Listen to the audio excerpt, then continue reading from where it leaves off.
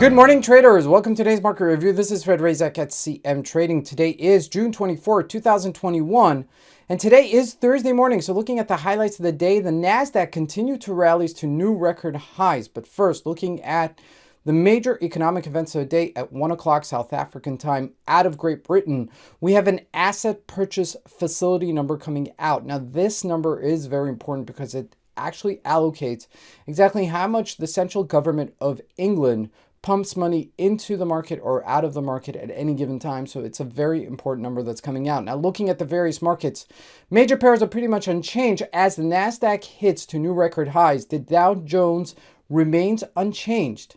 While we look at the commodities, oil on support and retracing, while gold trickles down further. Now, looking at the stocks, it's Facebook and Microsoft that continue to show strength on the upside. And lastly, looking at Bitcoin, testing its support and possibly breaking lower. So let's take a look at the markets and see what we can expect from today's trading.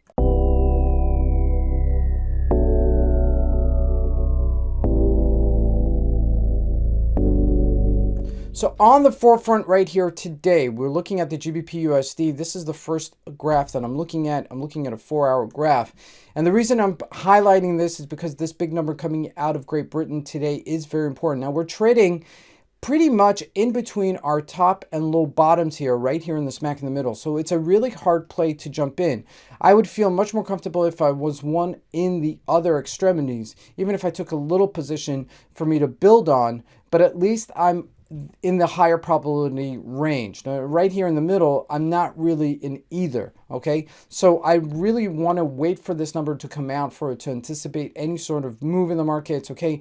But know your levels, know your support level, know your resistance levels, because we may bounce off of it if we do break those areas, okay? So between 137 and 142, those are your two extremities. So I'd be focused on that today if we sell off or we bounce off of these two levels to play the fade, to play the reactionary opposite move as this number comes out. Now, looking at the other markets or looking at the other currencies, not really doing much, okay? 119.24 here on the euro, really on a very, very tight range. I mean, really, like 20 pip range is very difficult to trade. However, looking at commodities, okay, gold retracing back to its level of 1760, which is a very slight sell-off here. If we look at a 4-hour chart, a little bit more aggressive there.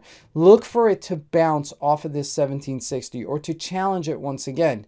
Now, we'll be discussing gold later today and why it sold off so aggressively over the past month or the past 2 weeks, okay? But looking at oil here, doing the same thing. We're tracing down to $73 a barrel. Now, oil has had a really great run, and really because the markets are opening up, right? The Northern Hemisphere is really the biggest user of oil, and we're going into the summer months, which is a tremendously used time period of the year.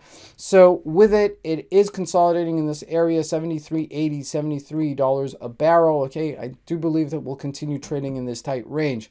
Now, jumping into the NASDAQ, this is where it gets really interesting. 14,300 on its dead highs, all-time record highs. But if we look at the Dow Jones, nada, okay, really not breaking out higher, trading in a very tight range. So this is something to consider if this will sell off, if the markets do decide to turn around. Now, looking at Microsoft, which is carrying us higher on its highs, okay, at 264, making that new high yesterday. And if we look at Facebook, also on its highs, but not breaking out. I would have liked for it to explode. That's what I'm looking for here, for the markets to take this even higher. If we look at the other FANG stocks, not breaking out higher. This is Amazon on its highs, but not breaking out higher. Okay, so this is raising some red flags for me at these levels. If you look at JP Morgan, relatively dead. Okay, at 151, okay, not really bouncing above that 8-day moving average, what I would expect it to. So I'm showing some weakness in the markets, even though we're close to our all-time highs in many of the stocks. Now, lastly, looking at Bitcoin, we're testing this 32,000 again. Okay, after we receded down to 29,000. Now, this will be a telling sign. Okay, this will really be very important because if we break this 32,000, that means we could go back to this 29,000 as well. Okay, so that is something to look at today to possibly see whether or not we'll bounce off of it or we'll recede further. This is Fred Razak. I want to wish everybody a great trading day. Thank you.